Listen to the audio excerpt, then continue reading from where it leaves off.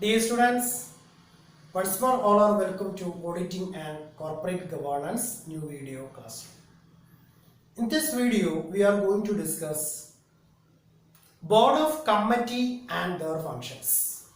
ഒരു കോർപ്പറേറ്റ് സെക്ടറിൽ അല്ലെങ്കിൽ ഒരു മൾട്ടിനാഷണൽ കമ്പനീസിന്റെ സംബന്ധിച്ചിടത്തോളം ആ കമ്പനിയുടെ ബോർഡ് ഓഫ് കമ്മിറ്റി എന്ന് പറയുന്നത് എങ്ങനെയാണ്, അവരുടെ ഫങ്ഷൻസ് എന്തെല്ലാമാണ് എന്നുള്ളതാണ് ഡിസ്കസ് ചെയ്യുന്നത്. Majorly, Audit Committee, Nomination and Remuneration Committee, Stakeholders Relationship Committee, Corporate Social Responsibility Committee. ഇങ്ങനെ 4 തരത്തിലുള്ള മേജർ കമ്മിറ്റിയാണ് ഒരു കോർപ്പറേറ്റ് ഗവേണൻസിന് ഉണ്ടായിരിക്കുക. Once more, audit committee, nomination and remuneration committee, stakeholders relationship committee and corporate social responsibility committee. ഇനി എന്താണ് audit committee എന്ന് പറയുന്നത്? എന്താണ് ഓഡിറ്റ് കമ്മിറ്റിയുടെ റെസ്പോൺസിബിലിറ്റി എന്ന് പറയുന്നത്, അല്ലെങ്കിൽ എന്താണ് അവരുടെ ഫങ്ഷൻസ്? അപ്പോൾ ഈ 4 ബോർഡ് കമ്മിറ്റിയും അവരുടെ ഫങ്ഷൻസുമാണ് ഡിസ്കസ് ചെയ്യുന്നത്. Okay, then audit committee is one of the standing committee formulated by the board. Board means board of directors. അപ്പോൾ ഇവിടെ ശ്രദ്ധിക്കേണ്ടത്, ഓഡിറ്റ് കമ്മിറ്റി ഒരു സ്റ്റാൻഡിംഗ് കമ്മിറ്റിയാണ്. Audit committee is number 1 standing കമ്മിറ്റിയാണ് ഓഡിറ്റ് കമ്മിറ്റി. ആരാണ് ഫോർമുലേറ്റ് ചെയ്യുന്നത്? By the board. ബോർഡിനാൽ രൂപീകരിക്കപ്പെടുന്ന ഒരു സ്റ്റാൻഡിംഗ് കമ്മിറ്റി മാത്രമാണ് എന്ത് ഓഡിറ്റ് കമ്മിറ്റി എന്ന് പറയുന്നത്. Okay, the concept of audit committee was originated in United States during 1970s to reduce the influence of senior executives of the company in audit related matters. ഇപ്പോൾ കമ്പനിയുടെ senior executive ആയിട്ടുള്ള ആളുകളെ കൊണ്ട് ഈ പറയുന്ന കമ്പനീസിന്റെ all fact, financial or non financial ആയിട്ടുള്ള fact ഓഡിറ്റിൽ നിന്നും ഓഡിറ്റ് ചെയ്യപ്പെടുന്നതിൽ നിന്നും ഒഴിവാക്കുന്നതിന് വേണ്ടിയിട്ടാണ് ഇത്തരത്തിലുള്ള ഒരു സ്റ്റാൻഡിംഗ് കമ്മിറ്റി തന്നെ 1970കളിൽ രൂപീകരിച്ചിട്ടുള്ളത്.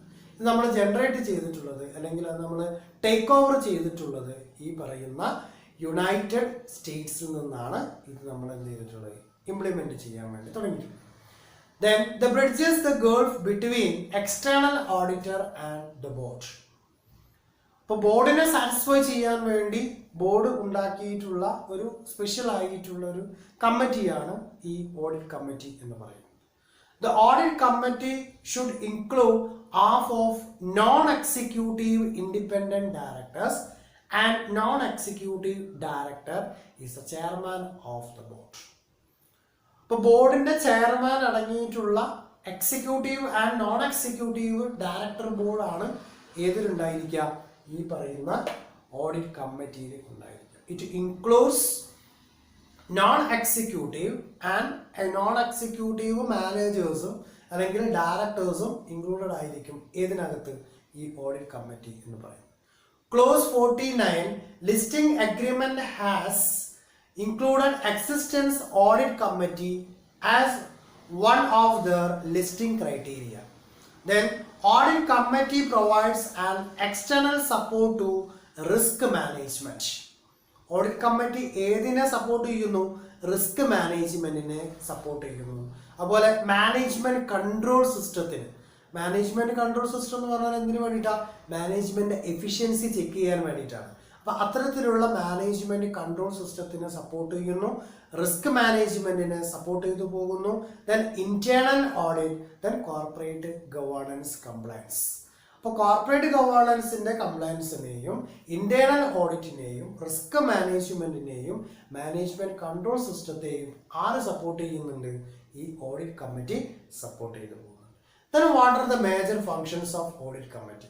എന്താണ് ഈ ഓഡിറ്റ് കമ്മിറ്റിയുടെ മേജർ ആയിട്ടുള്ള ഫംഗ്ഷൻ എന്ന് പറയുന്നത്? Number 1, appointment and removal of external auditor.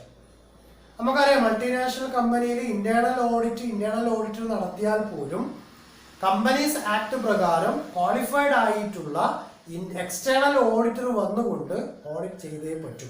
So appointment and removal of external auditor is the function of audit committee. അപ്പോൾ ഓഡിറ്റ് കമ്മിറ്റീൻ്റെ ഫണ്ടമെന്റൽ ഓർ ബേസിക് ആയിട്ടുള്ള ഫംഗ്ഷൻ ആണ് എക്സ്റ്റേണൽ ഓഡിറ്ററെ അപ്പോയിന്റ് ചെയ്യലും റിമൂവൽ ചെയ്യലും. Okay, the second one, over observing the internal audit policies and it implementation.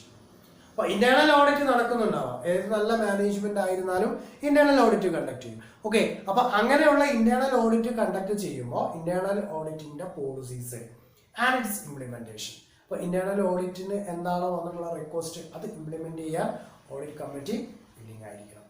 Then connecting link between internal and external auditor. അപ്പോൾ internal auditor ചെയ്തിട്ടുള്ള ആക്ടിവിറ്റീസിന്റെ result then external ഓഡിറ്ററും തന്നിട്ടുള്ള റിസൾട്ടും തമ്മിലുള്ള കമ്പാരിസൺ നടക്കണം. അപ്പോൾ ഒരു റിലേഷൻഷിപ്പ് ക്രിയേറ്റ് ചെയ്ത് പോകണം. Then proper financial reporting.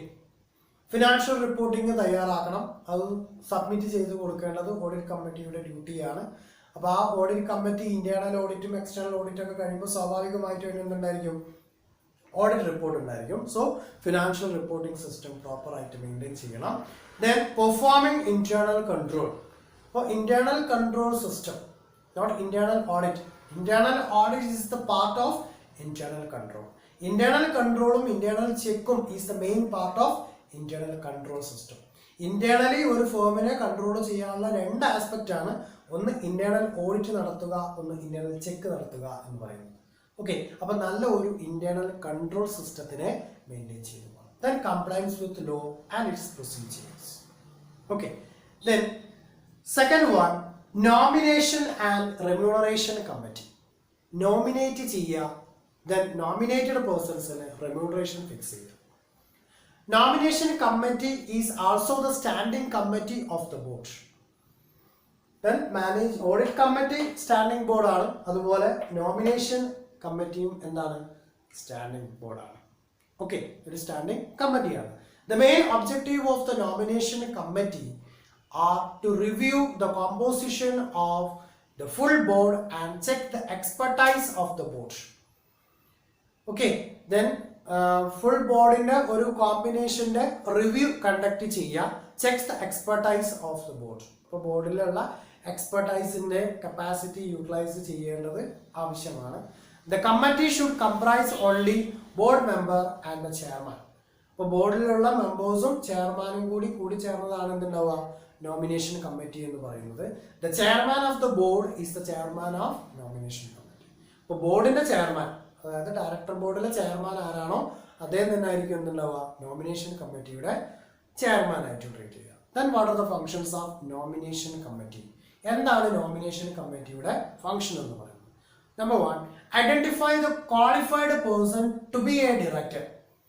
Director ആവാൻ ക്വാളിഫൈ ചെയ്തിട്ടുള്ള ആളുകൾ ആരാണെന്ന് ഐഡന്റിഫൈ ചെയ്യുക. Identifying qualified person to be a director. Second one, appointing and removal of board of members. അപ്പോൾ ബോർഡ് ഓഫ് മെമ്പേഴ്സിനെ ഡിറ്റർമിൻ ചെയ്യുക. ബോർഡ് ഓഫ് മെമ്പേഴ്സിന് ഡിസ്ക്വാളിഫൈ ചെയ്യുന്ന ആളുകൾ ഉണ്ടെങ്കിൽ അവരെ റിമൂവൽ നടത്തുക. Directors performance evaluation. ഓരോ ഡയറക്ടർമാരും, ഡയറക്ടർ ബോർഡ് ഇവരാണ് ക്രിയേറ്റ് ചെയ്യുന്നത്. അപ്പോൾ ആ ഡയറക്ടർ ബോർഡിലുള്ള ഓരോ മെമ്പേഴ്സിൻ്റെയും ആക്ടിവിറ്റീസ് അല്ലെങ്കിൽ പെർഫോമൻസ് എന്ത് ചെയ്യണം, ഇവാലുവേഷൻ നടക്കണം. Setting standard, that means evaluation നടക്കണമെങ്കിൽ സ്റ്റാൻഡേർഡ് ഫിക്സ് ചെയ്യണം. Criteria four determining the qualification, positive attribute and independence of director and recommended to the board only. Okay, then success planning. അപ്പോൾ നല്ല ഒരു planning അല്ലെങ്കിൽ നല്ല ഒരു പ്രൊസീജിയർ അല്ലെങ്കിൽ ഒരു സ്കീം ഇൻട്രൊഡ്യൂസ് ചെയ്യേണ്ടത് നോമിനേഷൻ കമ്മിറ്റിയുടെ ഫംഗ്ഷനാണ്. ഇനി ഇതിൻ്റെ സബ് തന്നെയാണ് എന്ത്, റെമ്യൂണറേഷൻ കമ്മിറ്റി എന്ന് പറയുന്നത്.